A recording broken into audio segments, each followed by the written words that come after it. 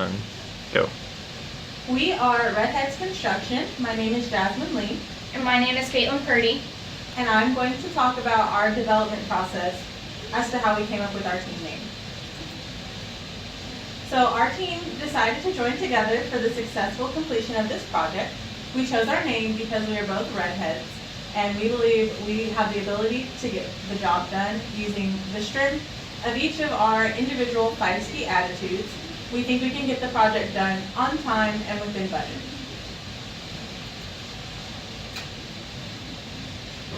Next, I'm going to talk a little bit about the project. This is our site plan layout. Originally, we looked at 100 acres in Oklahoma City. Currently, we're going to start the construction of Building A and Building B. Later in the future, we will consider the construction of Building C for the project.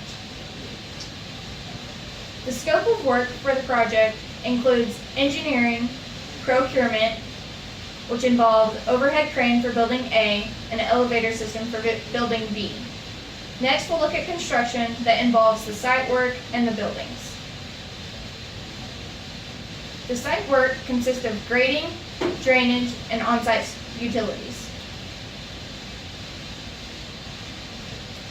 Next, we're going to look at appropriate cost estimate for 2 locations, Dallas and St. Louis.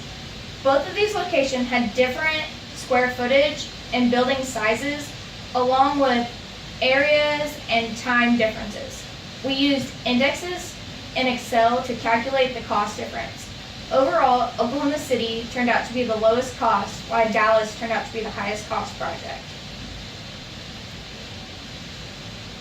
Next, we're going to look at the work breakdown structure. So the work breakdown structure will show you the way we envision the project should be managed. It divides the project into smaller parts that are more manageable. It also helps identify the needed expertise from each project team. Overall, this helps us establish a base for project scheduling and tracking, making sure the project gets done right. So first, we'll start with our outline. For our outline, we use each of the components that were given to us: site work, on-site utilities, maintenance for Building A and Building B, project management and procurement, final inspection and approval, and contingency. We split those based on each component, and when we set it into a Gantt chart and an Aon system, we pretty much figured out which one was based on which component. And then we also figured out where they overlapped and split them accordingly. And then this is our work breakdown structure tree diagram, which just shows what we put into outline form. Next, we have our activity on node and Gantt chart. Our activity on node and Gantt chart. This is how we decided to provide you with the scheduling of the project.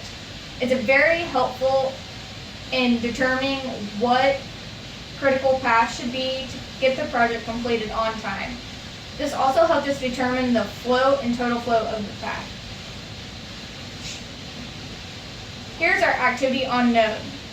This is how we calculated total flow and free flow. It showed you the schedule of the project. Our critical path is highlighted in red, which determines the projects that have to be completed for this project to get done on time. Here's our Gantt chart. Our Gantt chart shows you the duration of each project leading into the next project. The critical path is also highlighted in red. Overall, the project is going well. The set completion date for the project is March 4th of 2020. We hope to stay on schedule and within budget throughout the duration of the project.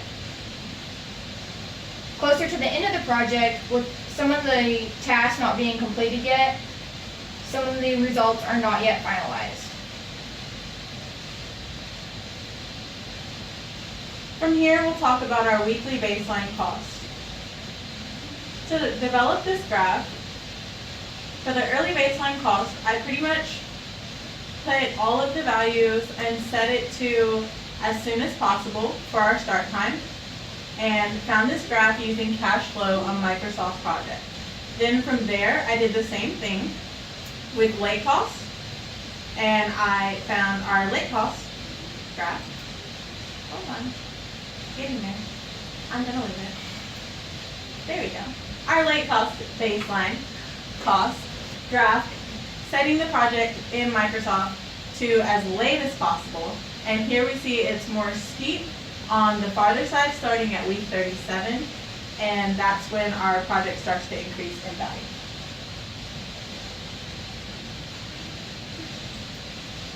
Let's move forward. Now we have our cost versus time chart. So I found the cost versus time curve doing the same thing that I did in the previously mentioned graphs. And I found early start and late start, took their values and transported it to Microsoft Excel based on their budget. And then I found the average of them, and as you see the dotted line in between, that's how I found the target schedule for the cost versus time curve.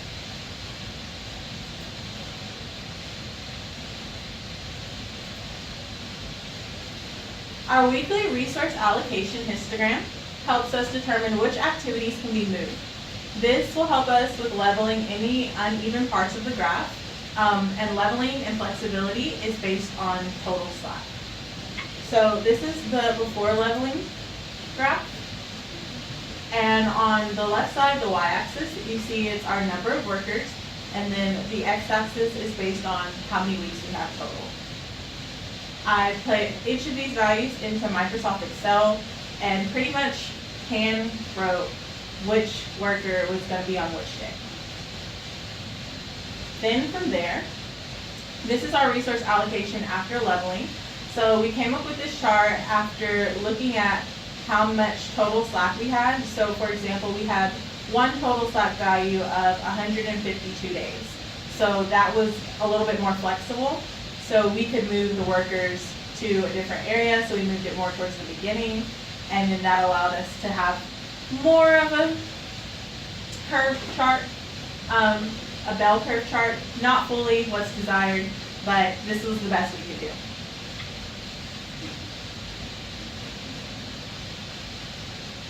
Finally, we're going to look at the schedule and cost performance of the entire project. To look at this, we used an earned value system, which is based off a BCWS and a BCWP, also an ACWP, which is all plotted over time. As the report date of October 31st of 2019, the earned value system shows that the project is behind schedule and under budget. The project still has some tasks that need to be completed, so we are likely to become on schedule and still stay under budget at the end of this project. Thank you guys for listening and taking the time. Thank you. Go Pokes!